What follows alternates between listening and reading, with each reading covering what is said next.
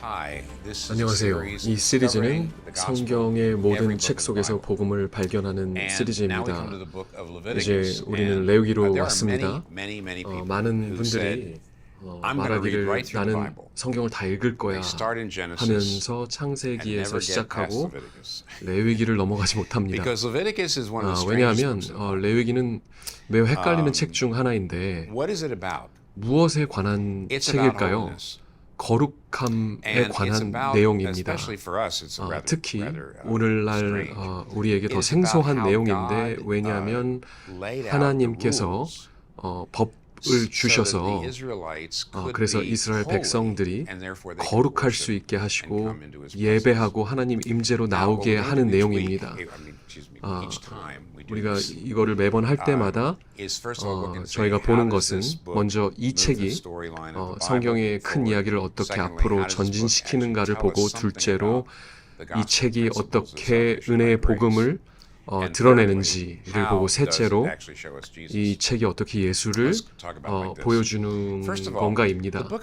첫째, 레위기는 전체 이야기를 전진시키는데 이걸 어떻게 하냐면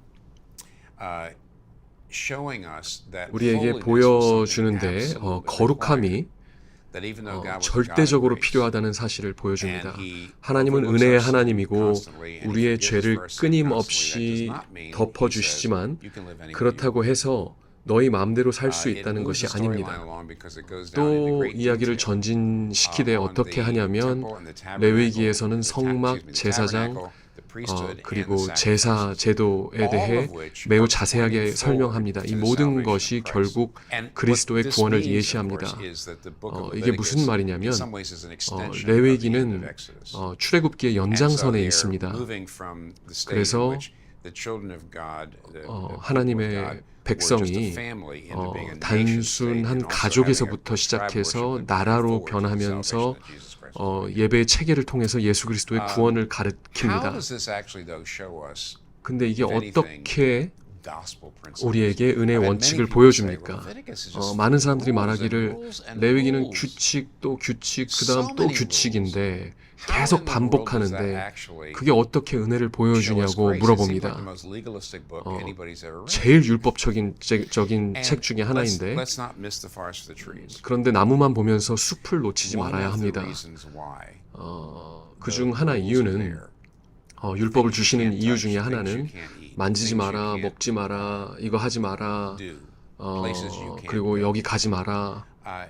이런 모든 것들 가운데 실용적인 면이 있습니다. 제가 간단히 설명하면 신학자들에 따르면 음식에 대한 법, 또 의복에 대한 법, 그리고 저들을 거룩하게 하는 이 모든 법이 이스라엘 백성들을 구별해서 주변 나라와 섞이지 않도록 하는 것이었습니다. 그래서 저들이 문화를 보존하고 주변의 우상 숭배로 더럽혀지지 않게 하는 것이었습니다. 이게 매우 중요합니다. 그래서 이 단어 거룩이라는 것은 우리가 생각하는 것처럼 도덕적 우월하거나 깨끗한 것이 아닙니다. 히브리어로 거룩은 구별되다입니다.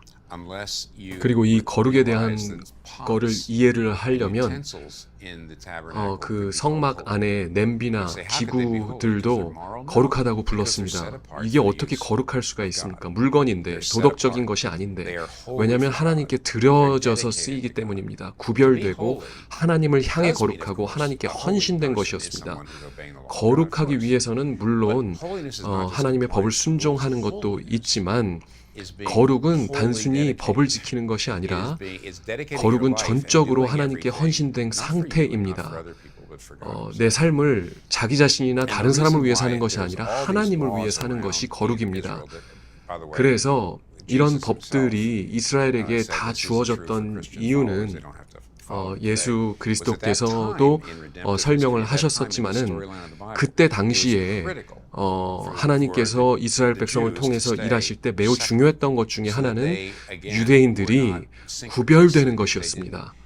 그래서 섞이지 않고 주변 나라들과 그래서 온갖 불신과 우상의 교리로부터 분리되고 그것이 거룩한 것이었고 그리고 또 한 가지 거룩함이 어떻게 복음의 원리를 보여주냐면 우리가 하나님께 구별돼야 된다는 것입니다. 그래서 하나님께 드려짐으로 우리가 은혜에 대한 반응을 하는 것입니다. 하나님의 구원에 대한. 그런데 또 레위기가 어떻게 우리에게 은혜가 필요한지를 보여주냐면 레위기를 읽으면 바로 우리가 보이는 게 이걸 절대로 다 지킬 수 있는 사람이 없다는 것입니다. 아무도 이 율법을 완벽히 지킬 수 없습니다. 너무 무거운 법입니다. 그래서 이 레위기가 우리에게 말하는 것은 그리고 모든 성경이 말하고 있는 것은 의인은 없대 하나도 없고 너가 아무리 노력을 해도 죄 없는 자는 없다. 그래서 너는 은혜가 필요하다. 하지만 마지막으로 레위기가 어떻게 예수를 보여주냐면 복잡하지 않은데요. 히브리서를 보면 정확해집니다.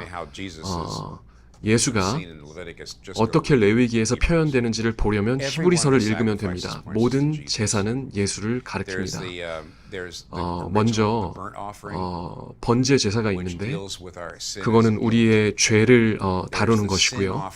그리고 속죄제가 있는데 이걸 잘 읽어보면 우리 죄 때문에 깨어진 관계를 다루는 것입니다. 모든 제사 하나하나는 결국에는 예수께서 어떻게 구원하시는지를 예시합니다. 예수는 우리의 죄를 해결하시고 우리의 몸값 그리고 빚을 지불하시고 예수는 우리의 관계를 회복시키십니다. 그래서 모든 제사는 궁극적으로 예수 안에 있는 엄청난 구원을 보여줍니다. 물론 예수가 완벽한 제물이 되시고 그로 말미암아 모든 죄가 영원히 용서받습니다. 하나의 제물로 우리의 죄가 영원히 용서받습니다. 두 번째로 예수는 참된 제사장입니다. 왜냐하면 한편으론 그가 하나님 앞에 가는 길을 열어주시는 중보자인데 그가 우리에게 은혜로 대하시는 것은 하나님이 인간이 되심으로 우리의 연약함을 아시고 우리의 모든 것들을 체휼하시고 그렇기 때문에 그는 긍휼과 동정이 풍성한 대제사장이 되셨습니다. 마지막으로 예수는 제물과 제사장일 뿐만이 아니라 성전 자체입니다. 곧 하나님을 만나는 장소입니다. 제가 이 이야기로 마무리하겠습니다. 딕 루커스라는 목사님인데요. 그분이 런던의 신학교에서 수년을 가르치신 사역자입니다. 그분이 이 말씀을 하시는 것을 제가 들었는데 그분이 말씀하시기를 상상해 보세요. 이 기독교라는 것이 얼마나 이상했는지 그때 당시에 초대교회 시대에 이방인들에게 우리가 이 기독교가 저들에게 얼마나 이상했는지는 우리가 다 이해할 수 없다는 것입니다. 상상해 보기를 만약에 그리스도인이 이웃과 얘기를 하는데 이 이방인 이웃이 그리스도인과 얘기를 하면서 말합니다. 그래, 너가 크리스찬이라고. 그럼 너 성전은 어디 있어? 크리스찬 성전은 어디야? 그래서 그리스도인이 대답합니다. 우리 성전이 없어. 예수님이 바로 우리 성전이야. 그분을 통해서 우리는 하나님을 만나. 그래? 성전이 없다고? 그럼 제사장들은 어디서 일해? 또 그리스도인이 대답합니다. 우린 제사장이 없어. 예수님이 우리 제사장이야. 그러면 성전도 없고 제사장도 없으면 제사는 어디서 드려? 또 그리스도인이 말하기를 우리는 제사를 드리지 않아. 예수님이 우리의 제산물이야. 그 이방인 이웃이 놀라서 말합니다. 이게 도대체 무슨 종교야? 그래서 루커스 목사님이 결론 짓기를 기독교는 다른 종교와 전혀 다릅니다.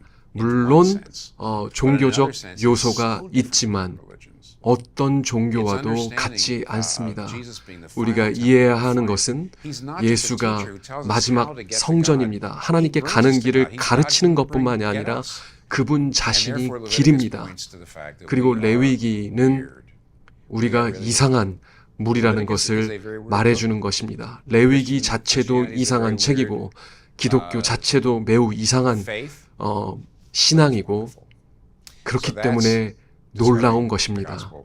이것이 바로 레위기 속에서 복음을 발견하는 것입니다. 감사합니다.